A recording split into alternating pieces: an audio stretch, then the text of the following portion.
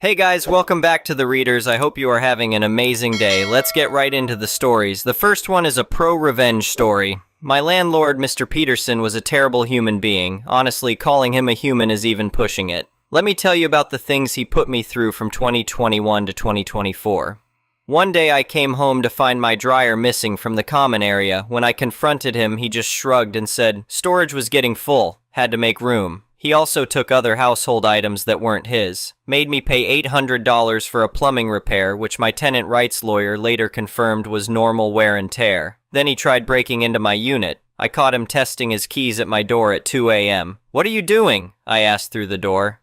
"Just checking the locks," he mumbled before scurrying away. He retaliated against me because I consulted my lawyer after he sent me a ridiculous letter about a parking spot. "You want to play games with lawyers?" he sneered during one confrontation. "Your rent just went up $150 a month." Mind you, I was never late for rent in 3 years, except for when he forced me to pay for that bogus plumbing repair. So the next month I was a couple days late. "Where's my money?" he'd text every few hours during those days. "Don't make me come up there." The list goes on. This apartment was nowhere near nice. I discovered the plumbing was illegal when a licensed plumber came to fix a leak. The rickety porch had severe safety issues. It would creak and sway whenever anyone walked on it. The ceiling paint constantly peeled off, and the gas heater wasn't up to code. When he announced he wanted to raise my rent $500 a month in January 2024, I knew it was finally time to leave. "Market rates," he claimed with a smirk. "Take it or leave it." So I called the building inspector 4 days before my move-out date. I detailed everything: the unpermitted porch replacement, the illegal plumbing, the hazardous heater. The inspector showed up the very next morning. I watched from my window as he took measurements and photos. Each violation carried a $500 per day fine until fixed. A week before I moved out, he tried demanding I leave at a specific time. "You better be gone by noon sharp," he threatened over the phone, "or I'm calling the cops." "That's not how the law works here," I replied and hung up. I went to the police station that morning to warn them about potential issues. Sure enough, Peterson showed up at my door. "Get out now," he shouted. "This is my property."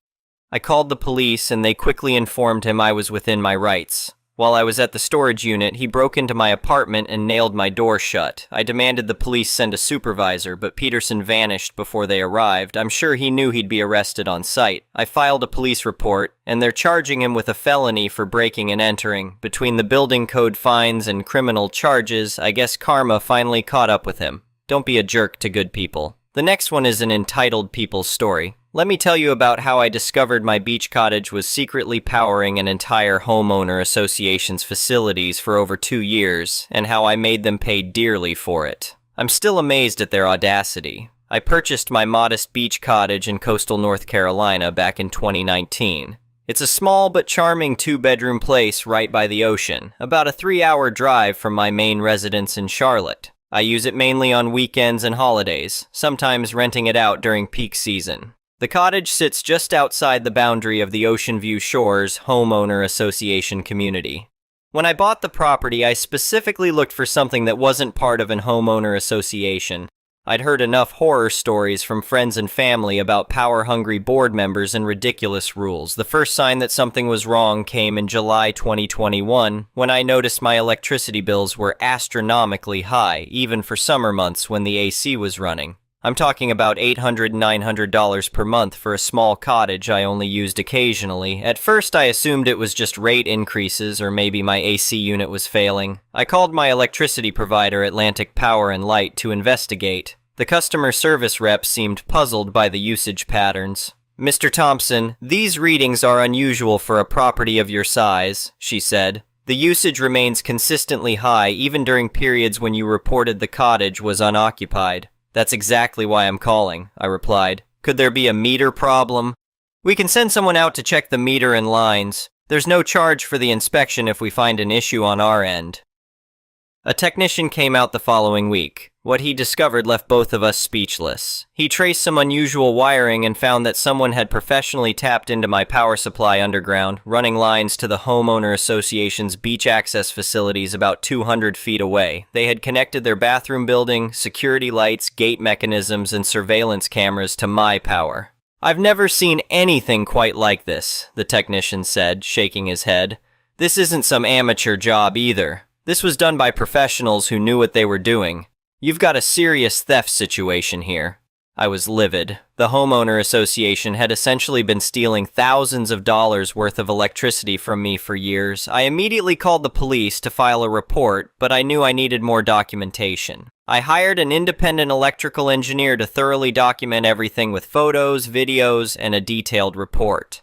The next day, I marched over to the homeowner association office, which was housed in a small building near their community pool. The office administrator, a pinched-faced woman named Karen, yes, really, greeted me with the fake cheerfulness I'd come to expect from homeowner association officials. "How can I help you today?" she chirped.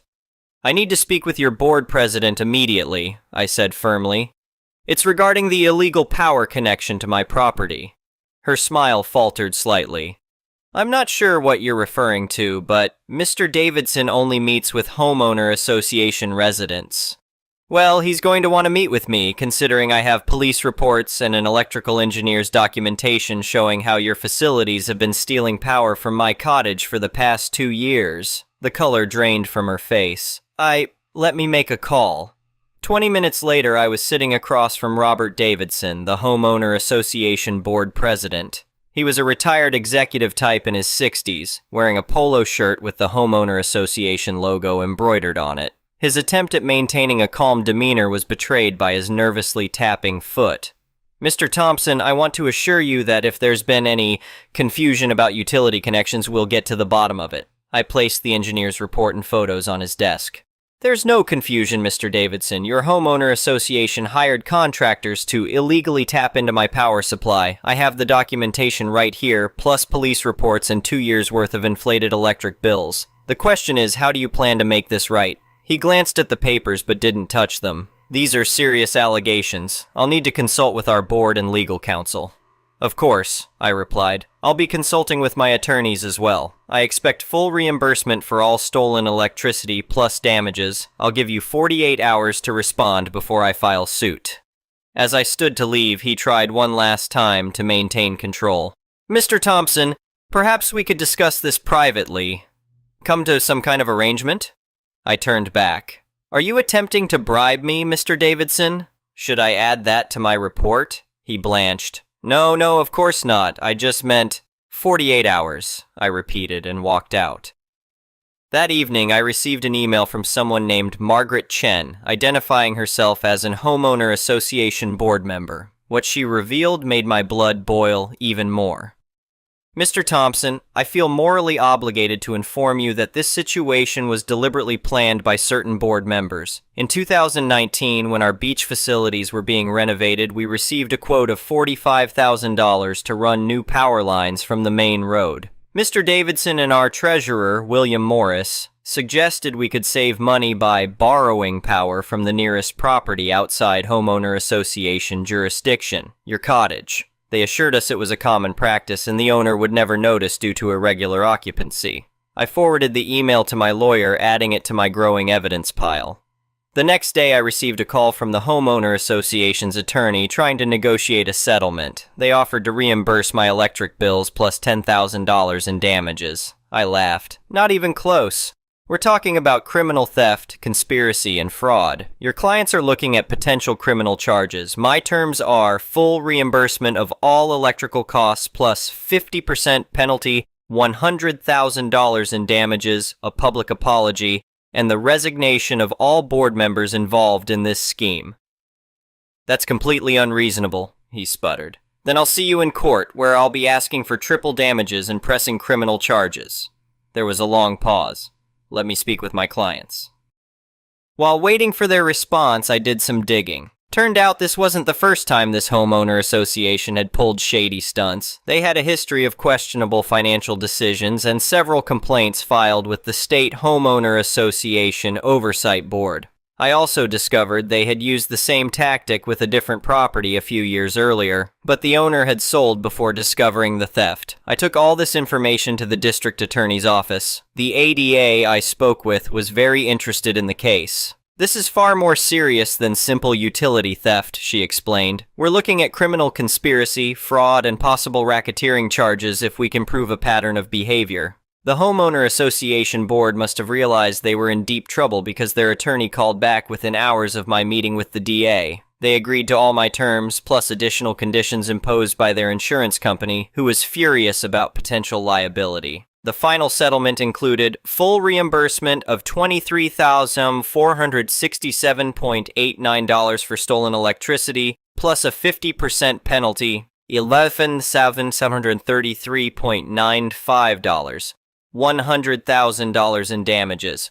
A public apology published in the local newspaper, resignation of the board president, treasurer, and 2 other board members involved in the scheme. Installation of separate metered power lines to homeowner association facilities at their expense. A binding agreement that the homeowner association would never attempt to annex my property. But the story doesn't end there. The DA's office still pursued criminal charges against Davidson and Morris. They both ended up pleading guilty to multiple misdemeanors and 1 felony count each of grand theft. They received suspended sentences but had to perform 500 hours of community service and pay additional fines. The local paper ran a detailed story about the scandal, which led to other homeowner associations in the area being investigated for similar schemes. Turns out this was more common than anyone realized. The state legislature even passed new laws increasing penalties for homeowner association fraud and requiring regular audits of homeowner association finances. Margaret Chen, the whistleblower, was elected as the new board president in the aftermath. She's implemented numerous reforms to increase transparency and accountability. She even sent me a thank you note for helping clean up the corruption. Your willingness to fight back exposed problems that had been festering for years, she wrote. Our community is healthier for it. I still own my beach cottage, and my electric bills are now completely normal. The homeowner association installed their own power supply, complete with a very visible meter right by the beach access path. Sometimes when I'm enjoying my morning coffee on the deck, I'll see residents reading the small plaque they were required to install as part of the settlement. It reads, "These facilities are powered by dedicated meters installed in 2022 after the discovery of illegal power connections. The Ocean View Shores Homeowner Association is committed to ethical and transparent operations." The plaque was my idea, a little petty, perhaps, but sometimes pettiness serves justice. The whole experience taught me several valuable lessons. Always investigate unusual utility bills thoroughly. Document everything when dealing with potential fraud. Don't be afraid to fight back against powerful organizations. Sometimes the best revenge is simply exposing the truth. I've since installed a comprehensive security system around my cottage, including cameras monitoring all utility connections. I doubt any homeowner association will try something similar again, but it never hurts to be prepared. The best part? My story has become something of a legend in homeowner association circles. I've been contacted by property owners across the country dealing with similar situations, and I always encourage them to stand their ground and fight back. It's amazing how many homeowner associations back down when confronted with evidence and the threat of legal action. Last summer, I ran into Davidson at a local restaurant. He quickly looked away and hurried out. I heard from Margaret that he moved to Florida shortly after, apparently unable to handle the shame of being known as the homeowner association president who got caught stealing power. Morris, the former treasurer, tried to run for city council last year. His campaign ended abruptly when his opponent simply mailed copies of the newspaper stories about the power theft to every voter in the district. He received less than 5% of the vote. The new homeowner association board has actually become quite reasonable. They've even started inviting non-homeowner association neighbors like me to their community events as a gesture of goodwill. I attended their beach cleanup day last month, and I have to admit, they're much better neighbors now that they're not stealing my electricity. I still get a chuckle every time I drive past their beach facilities and see that prominent meter installation. It's a visible reminder that sometimes justice prevails, even against seemingly powerful organizations. And my electric bills? They've stayed consistently reasonable ever since. The only downside to this whole saga is that I've become the go-to person for friends and family dealing with homeowner association issues. I must have reviewed dozens of homeowner association contracts and complaints over the past year. But I don't mind. If my experience can help others stand up to corrupt homeowner associations, it's worth it. I've even been asked to speak at a property owners' rights conference about my experience. I declined. I'm not interested in becoming an anti-homeowner association crusader.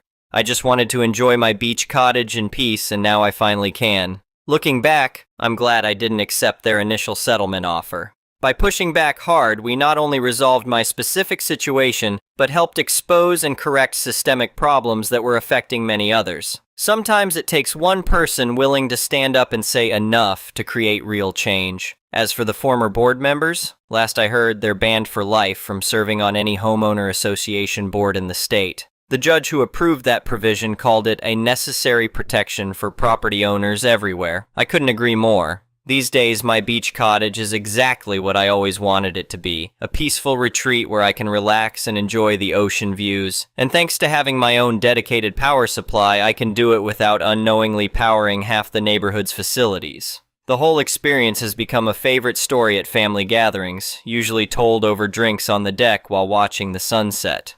My nephew, who's studying law, says it should be a case study in property rights and homeowner association oversight. Maybe he's right. One thing's for certain, I'll never take a utility bill at face value again, and neither should you. Update: 2 years later, the homeowner association power theft saga has some interesting new developments. It's been 2 years since I exposed the homeowner association's illegal power connection scheme, and several interesting things have happened that I thought were worth sharing. First, the criminal cases against Davidson and Morris finally concluded. Despite their initial plea deals, they violated probation by attempting to start a property management company in South Carolina. Apparently, they thought moving to a different state would let them escape their legal restrictions. They were wrong. The DA's office was notified when they tried to register their new business, and both men were hauled back to North Carolina to face additional charges. This time, the judge wasn't as lenient. They each got 6 months in county jail plus another 3 years of supervised probation. During their probation violation hearing, Morris tried to blame everything on Davidson, which led to some heated exchanges in the courtroom. Their argument got so heated that the judge had to threaten them with contempt charges. "Your Honor," Morris shouted, "Davidson told me it was all legal. He said he had approval from the power company." Davidson jumped up from his seat. "That's a lie. It was your idea to tap into that cottage. You're the one who hired the contractors." The judge silenced them both with his gavel. "Gentlemen, your behavior today only confirms that neither of you has learned anything from this experience. Your continued attempts to deceive this court and avoid responsibility are exactly why you're both going to jail." Margaret Chen, who's still the homeowner association board president, sent me the court transcript. She said several residents attended the hearing and were shocked by their former leader's behavior. Speaking of the homeowner association, they've undergone a complete transformation. Margaret implemented a transparency initiative that's become a model for other homeowner associations in the state. All board meetings are now live streamed, and their financial records are audited quarterly by an independent firm. The state investigation I helped trigger ended up uncovering similar power theft schemes at 12 other homeowner associations across North Carolina. The legislature passed what they're calling the Utility Protection Act, which requires homeowner associations to undergo annual electrical system audits and maintains a public database of violations. I was asked to testify before the state committee that drafted the law. I was hesitant at first, but my lawyer convinced me it was important. During my testimony, one senator asked, "What made you decide to fight back instead of accepting their initial settlement offer?" I told him, "It wasn't just about getting my money back, it was about stopping them from doing this to someone else. If they got away with it once, they'd do it again." The law passed unanimously and went into effect last month. The governor even invited me to the signing ceremony, but I politely declined. I'm still not interested in becoming the face of homeowner association reform. Remember Karen, the office administrator who tried to brush me off? She reached out to me recently with some interesting information. Turns out she'd been keeping records of all the homeowner association's suspicious activities because she was worried about being implicated. She's now working with state investigators on other cases. I should have spoken up sooner, she told me over coffee. But I was afraid of losing my job. Watching you stand up to them gave me the courage to finally do the right thing. The contractors who installed the illegal connection were also held accountable. The State Electrical Licensing Board revoked their licenses and fined them $50,000 each. They're also prohibited from applying for new licenses for 10 years. One unexpected outcome was the impact on my property value. My cottage's value has actually increased significantly, partly because it's now known as the property that brought down a corrupt homeowner association. When my next-door neighbor sold their place last year, the real estate agent actually used famous homeowner association free property as a selling point. The plaque by the beach access is still there, though the homeowner association added a second one next to it outlining their new transparency policies. They've also installed a public display showing real-time power usage and costs for their facilities. Margaret's idea of turning their shame into accountability. I've had several offers to sell my cottage, including one from a developer who wanted to turn it into condos. I declined them all. This place means more to me now than ever. The power company implemented new policies too. They now require multiple verifications before connecting any homeowner association facilities, and they've developed special monitoring systems to detect unusual usage patterns that might indicate theft. Last month, I received a Community Service Award from the State Property Owners Association. The plaque sits in my cottage next to my electric meter, a reminder that standing up for what's right is always worth it, even when it would be easier to take the money and walk away. Davidson and Morris are both out of jail now, but their legal troubles aren't over. The IRS opened an investigation into their personal finances after discovering they hadn't reported their savings from the stolen electricity on their homeowner association tax returns. Sometimes karma works through bureaucracy. As for me, I still enjoy my weekends at the cottage, now with normal electric bills and the satisfaction of knowing that sometimes one person can make a difference. The beach is still beautiful, the waves are still soothing, and my power meter now has a tamper-proof digital system with 24/7 monitoring. Margaret invited me to join the Homeowner Association's advisory board as an independent observer, but I declined. I prefer keeping my distance while maintaining a cordial relationship.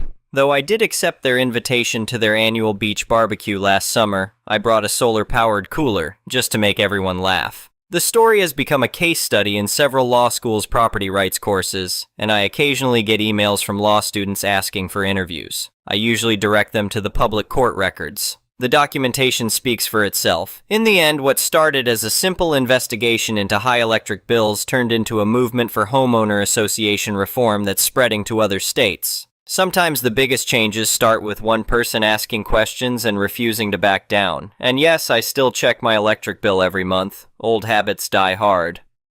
The next one is a petty revenge story. I have an aunt that is a narcissist. I know a lot of people think they know one, but this lady is textbook. The whole world must revolve around her. She's hard done by, always got a family member who is supposedly bullying, the whole 9 yards. So when her mother, my grandmother, dies, I find out she convinced her to change the will form dependents and their descendants to split it all only between the living siblings, sidestepping us peaky leftover children of her sibling who died many years earlier. She scoops us all the precious jewelry, furniture, photo albums, war medals, anything that means anything to our family is now hers.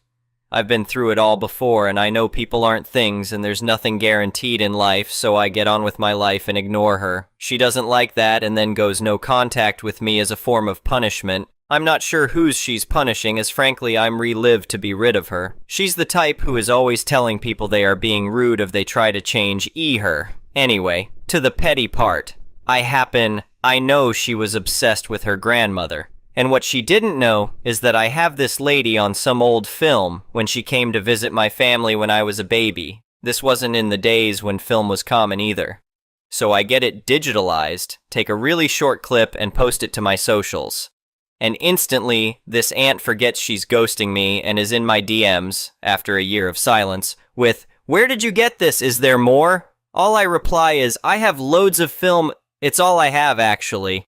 I then post a new update saying, "So much more family history and videos coming up tomorrow," and then I block her. Thank you for watching. I would really appreciate it if you could like the video and subscribe to our channel if you haven't already. We'll see you again tomorrow.